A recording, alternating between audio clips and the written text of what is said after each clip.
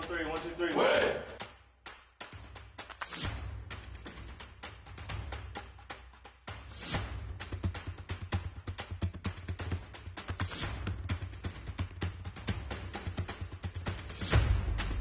The alley-oop!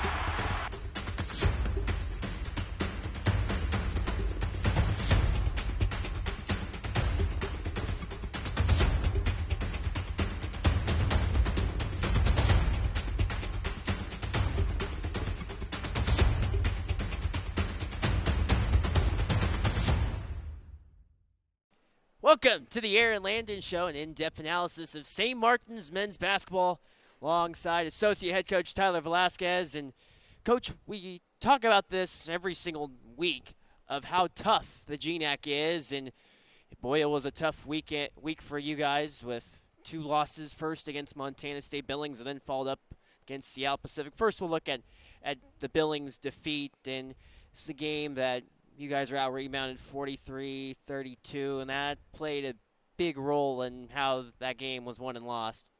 Yeah, huge role. That's been our identity all year long. It is winning the rebounding battle, and that's something we emphasize on a daily basis.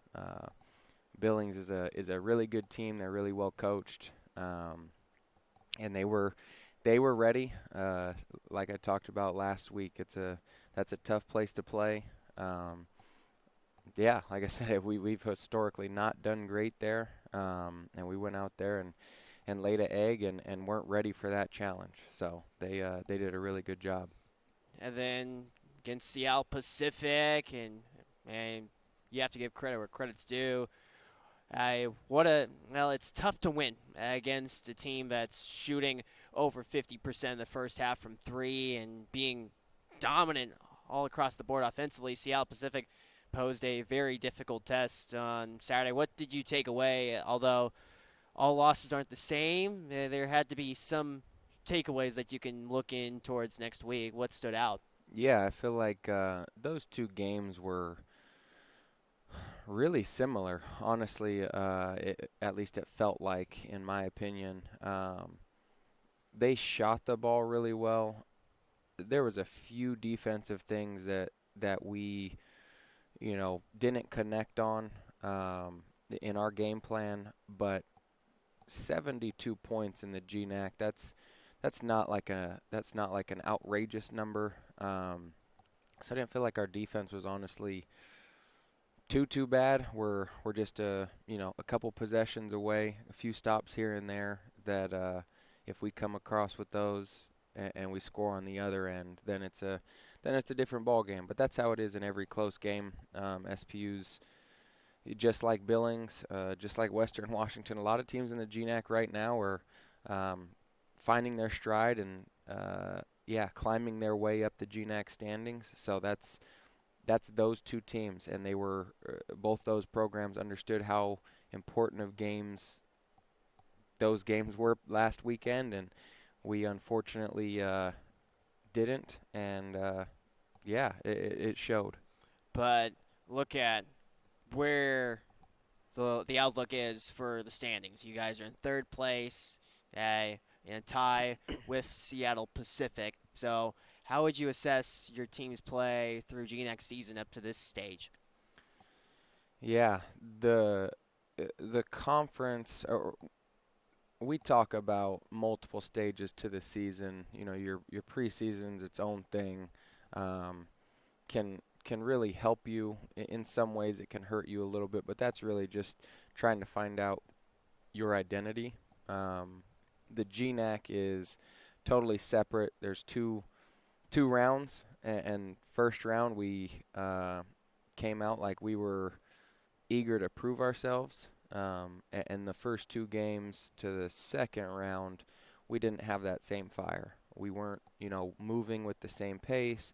We weren't playing with as much urgency as we need to be playing with, and that's sort of our conference season so far in a nutshell. Beginning of the year, we're playing with a whole lot more urgency, and this last week we weren't doing that. So we need to find that again and get back to that. We've we spent a long day in film yesterday, and I think it's just right now just about us all getting back on the same page of what our identity is, what's worked for us so far this year, and then sort of going and trying to be that team again. So, Coach, how would you assess your players' performance this weekend?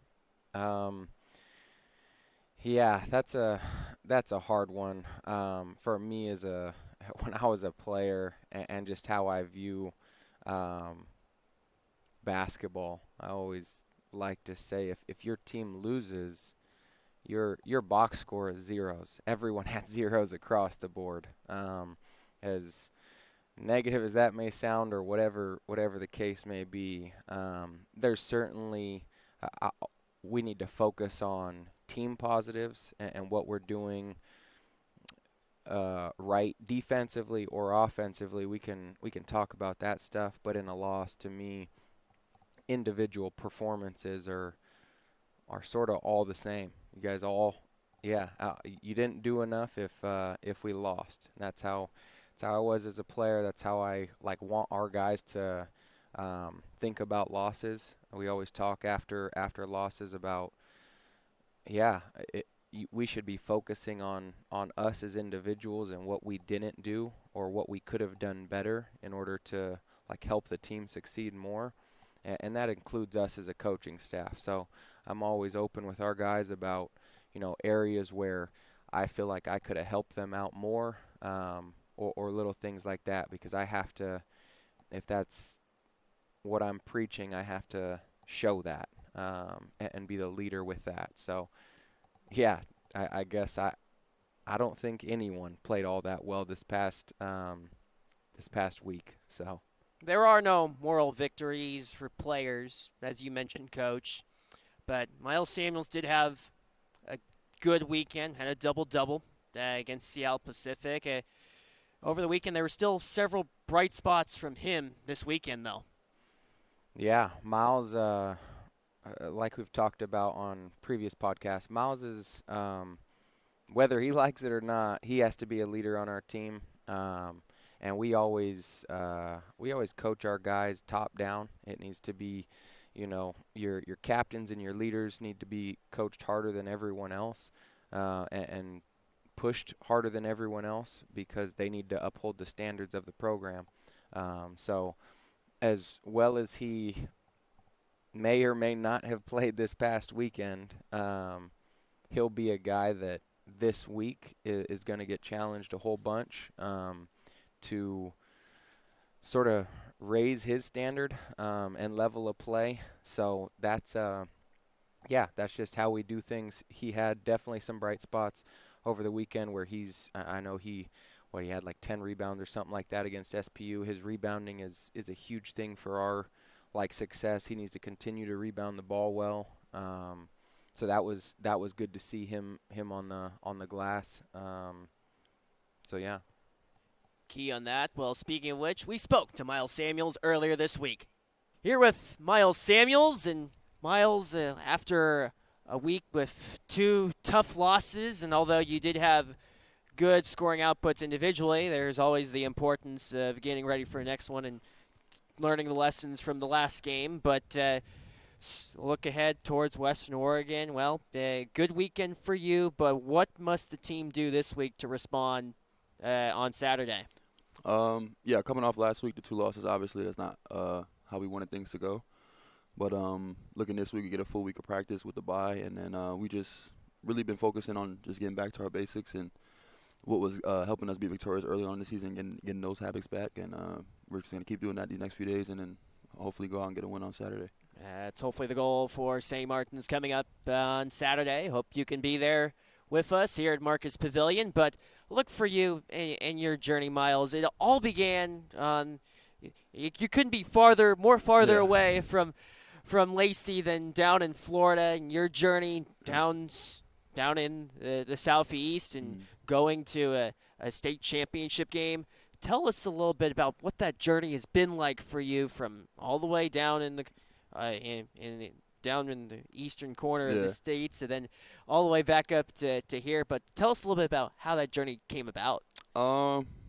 Well, I went to prep school out of high school. I was a little under recruited, so I chose the prep school route.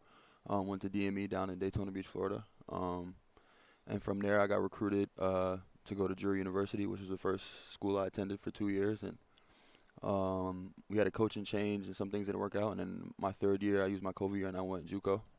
Did 1 year there at NEO A&M in Oklahoma, and that resulted in me being here for the last 2 years. So it's been pretty adventurous, pretty long, but I wouldn't want it to be any other way. What lessons did you learn through that journey that stood out? The main thing is just to stick with the plan, even when things are not going your way. I mean, JUCO is tough. A lot of people can tell you that. Struggled a little bit my first 2 years in college as well, but just sticking with it, sticking through it, and trusting in everything and letting it all play out. So how did that process of coming to St. Martin's come about since you were in Missouri and then making the move here? I kind of fell through with recruiting in JUCO, and I heard from Coach Tyler and Coach Landon a little later on in the recruiting session, and I mean, it kind of hit off immediately. We had a few conversations on the phone, and it was kind of done from there. So I made a decision pretty quickly, and I was excited just to get out here and join the winning program because I seen their previous success before I got there. So I was all in. What about their message stood out that made you buy in? I mean, Coach Lennon and Coach Ty said from the beginning that they were going to push me to be the best. There wasn't no promises, anything. So you just had to work for it when you got here, and I feel like that's what I did, and I was ready for that challenge, and it's turned out well, I would say. Yes, up to this point. So 2 years into you're in your second year at St. Martin's. What are some of your finest memories so far here in Lacey? First is definitely my game winner last year at the buzzer versus Western Washington. That was a pretty big moment. That was like my first big time moment at Marcus Pavilion. Some other good memories I have, I would say, back to last year also, we did a California trip in the preseason for some games, and we went 7-0, and we're pretty dominant. That was a good time. And then this year also, going up to Canada for the preseason trip was also a pretty good moment. We came out the gates firing there, so that was also great. And already a great start to the year in third place in the GNAC up to the stage with hosting the GNAC tournament on deck. But also for you, you are a big LA Lakers fan. Yes, and a little bit of a big week for them. How big is it to add Luka Doncic to your team? I wouldn't say I'm a Laker fan. I'm a LeBron guy, so that makes me a Laker fan. But I was a little hurt at first when I heard the news because I'm a big Anthony Davis guy, obviously, with him playing with LeBron. But my mind cleared up a little bit the next day, and really thinking about that, we got Luka Doncic. I mean, I'm excited. I can't wait to see them play together. Yeah, should be a fun tandem for sure. For one of your favorite player, LeBron, and seeing quite a few championships all across the board. Hopefully. But speaking of championships, we talked to head coach Natalie Marlowe earlier in the week about the Super Bowl, and for you, who are you siding with in this big game? Is it going to be a three-peat, or will Philly get it done? I'm hoping. I'm running with Philly. I need them to get it done. I'm tired of this whole Chiefs thing. I'm ready for Philly to get it done. I got Philly on Sunday. Yeah, Philly. Maybe a score prediction, maybe for the public. Go Philly 28-24. 28-24. You heard it here first from Myles Samuels. The Eagles over the Chiefs, canceling the three-peat. Yes, for sure. But for you, Myles, in your journey, a lot of great people that have helped you along the way. Who stands out? Really my family. My mom, my brother, and my dad. They've been there along the way through the injuries, the transfers, everything. And they've been the people that have stuck with me the most, and I know I can always go to them, so I'll definitely say them three. Yeah, the family has definitely carried you up to this point. Sure. Well, Myles, that's all the time that we have. Thank you again for the time, and we'll see you on Saturday. Absolutely. Thank you, Myles. Yep. What a story for Myles Samuels from beginning down in Florida, then making the way up to the Northwest, and he has turned into one of the main key focal players for the St. Martin's team.